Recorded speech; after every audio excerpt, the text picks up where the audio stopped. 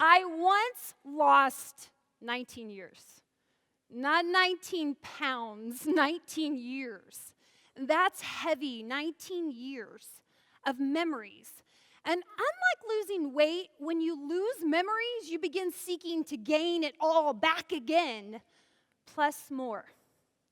Have you ever gone through an entire year and then struggled to remember much of any of it? Like, what did I do with my time? Where has this year gone? What did I do with this? How sad it would be to come to the end of our lives asking the same question. What did I do with my life? I remember so little. When I lost my memories, it's as if my life just suddenly closed in and it became so much smaller. It left me to wonder if the life not remembered is like the life not lived. I just want to live and remember more. So I am now a serial creator of moments, a mass collector of memories. I seek two things: to create a memory and then actually remember it. And therein lies the problem. Remembering. How much of your life can you actually remember? Well, what I found on my quest is it's impossible. It's impossible in one lifetime to reach max capacity. We were each created with approximately 1 million gigabytes of memory. That's the capacity to contain 300 years of music played nonstop, memorized word for word. That is your memory capacity. You're like the best thing ever. You got all the capacity for all the stuff. So we're going to play a little game. A game to test your memory based on one word from a song lyric. So are you guys ready for a game? Okay, I need your help. So when I say one word from the song lyric, if you remember it, if you have it stored here in your memory, I want you to sing the song for me, okay? Round one. Get ready. One word for the song. Pretty. Walking. Oh, you nailed it. You nailed it. Like with that, the entire movie comes back to you, right? Like, you know where you were and who you were with watching the movie. With one word from the song, you can see it all, like the black boots, the blonde wig, the red dress. Yeah, it's all there. Okay, for round two, we're actually going to try this with one letter from a song lyric. Can you do it? One letter. Ready? Y.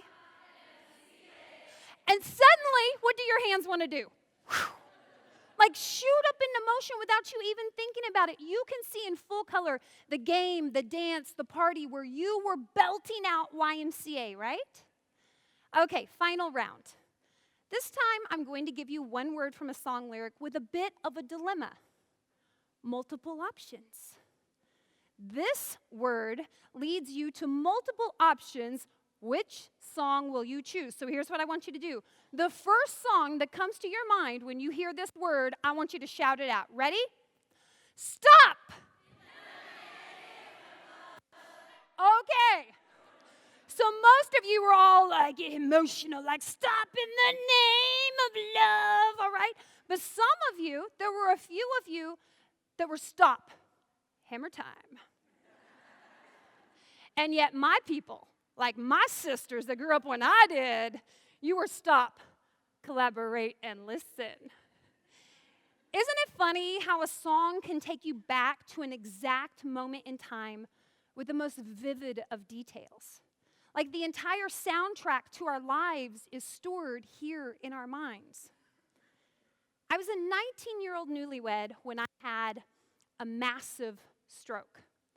I lost my ability to walk.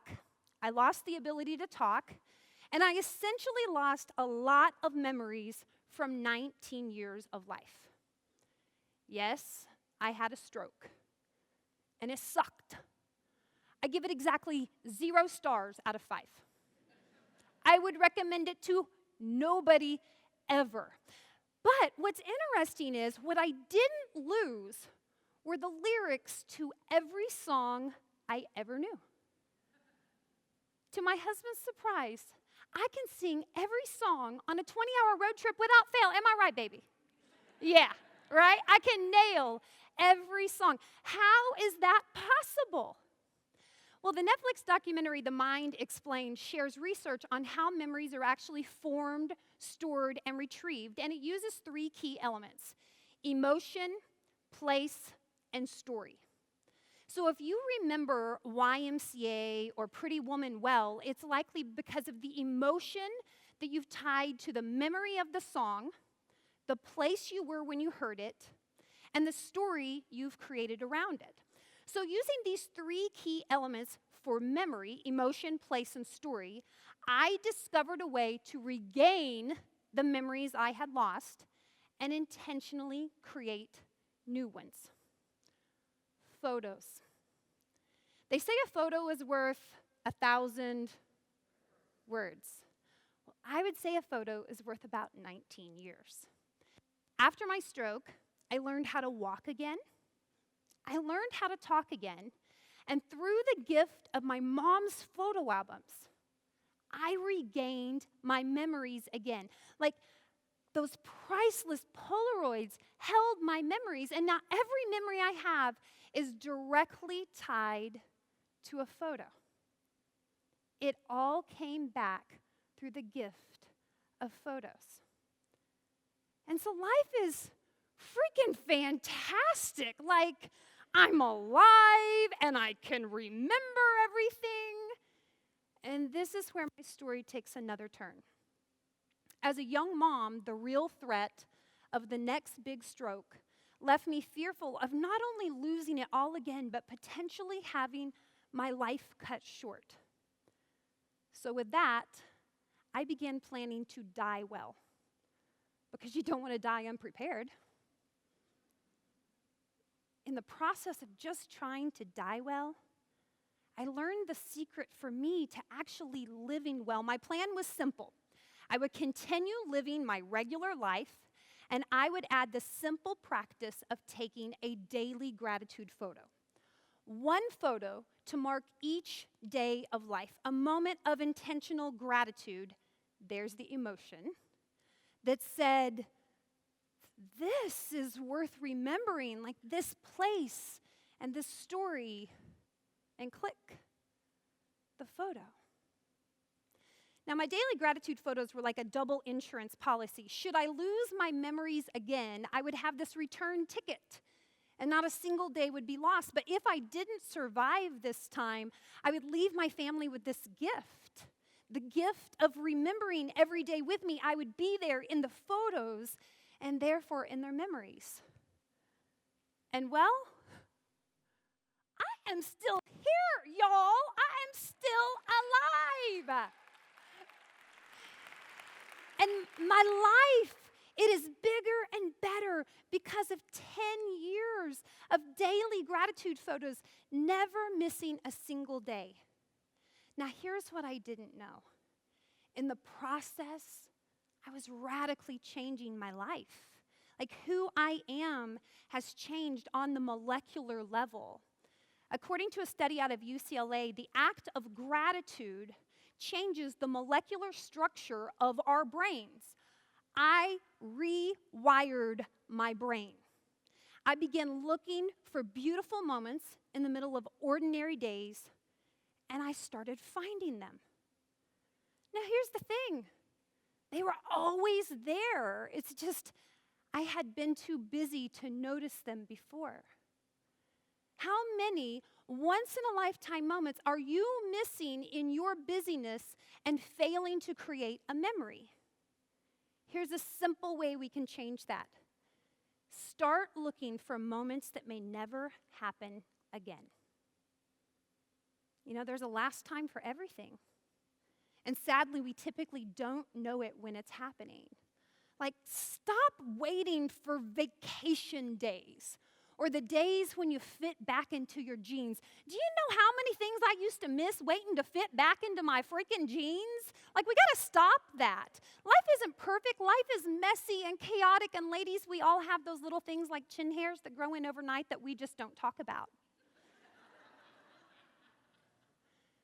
And if you're too young to know what I'm talking about, girl, I'm just going to have a one-on-one talk with you right now. Your day's coming. You're going to wake up, and there will be a chin hair that grew in while you slept. And it is magically there, but when your time comes, just remember, we don't talk about it, okay? Girlfriend 101. You should carry tweezers in your purse with you at all times. And should you see a sister that had a chin hair grow in overnight, you stop her right there and you pluck that sucker out for her because you love her. You don't have to know her to love her. Just do it because we're sisters, all right?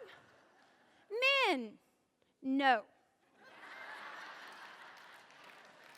You don't say it. I don't want to know about it. My sister's got my back, all right? Look for what you can be grateful for and take a single photo of it.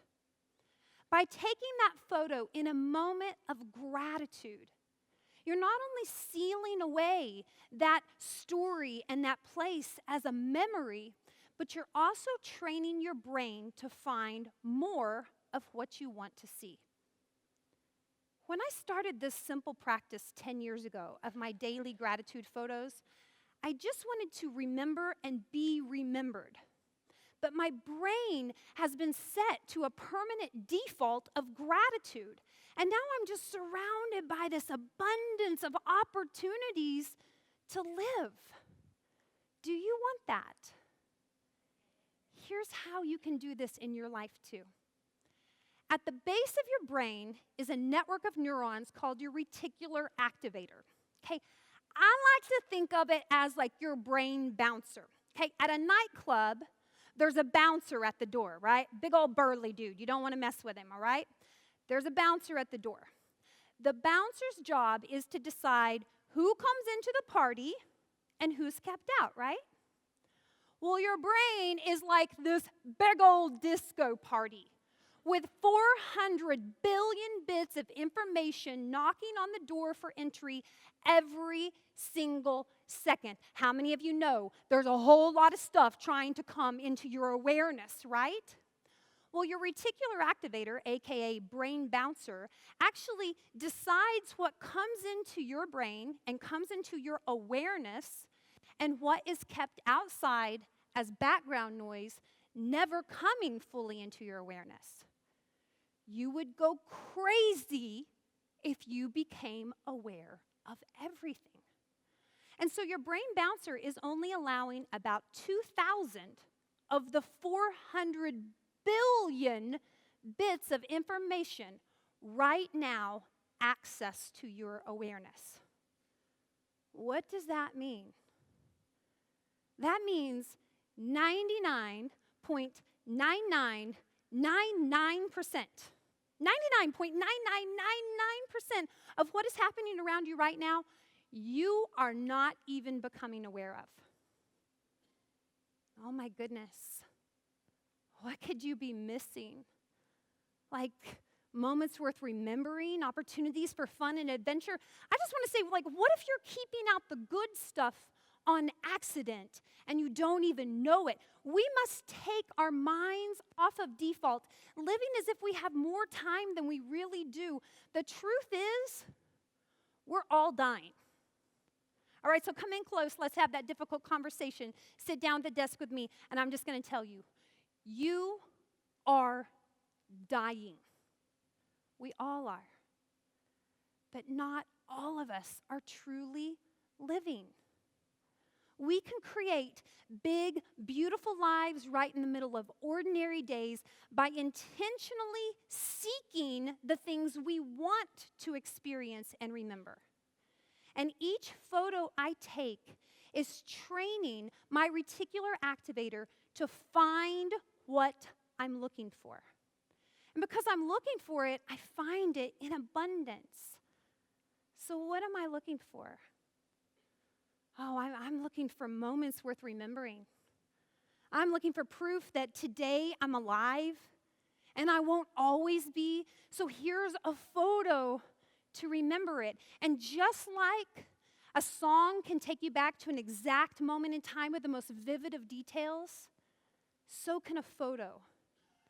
And in the end, what you have is this big, beautiful life full of memories you may have otherwise forgotten, full of adventures you may have otherwise set out on, and full of opportunities you may have otherwise missed. These are my photos, my daily photos marking every single day of life for the past 10 years. And the life I live and who I am today has been changed by these photos. So it leaves me to ask, what are you looking for? May you find that which grounds you in daily gratitude and use it to train your powerful mind to seek what you most want to experience and remember, to seek what is good and what is right in your life right now. May you capture what you most want to remember and be remembered for. Thank you.